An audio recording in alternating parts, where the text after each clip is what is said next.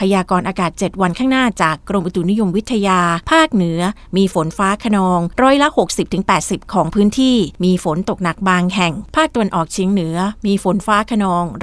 70-80%ของพื้นที่มีฝนตกหนักบางแห่งภาคกลางมีฝนฟ้าคะนอง70-80%ของพื้นที่และจะมีฝนตกหนักบางแห่งภาคตะวันออกมีฝนฟ้าคะนอง60-70%ของพื้นที่มีฝนตกหนักถึงหนักมากบางแห่งภาคใต้ฝั่งตะวันออกมีฝนฟ้าคะนอง40-60%ของพื้นที่และจะมีฝนตกหนักบางแห่งภาคใต้ฝั่งตะวันตกมีฝนฟ้าคะนอง60-70%ของพื้นที่และจะมีฝนตกหนักบางแห่งกรุงเทพมหานครและปริมณฑลมีฝนฟ้าคะนอง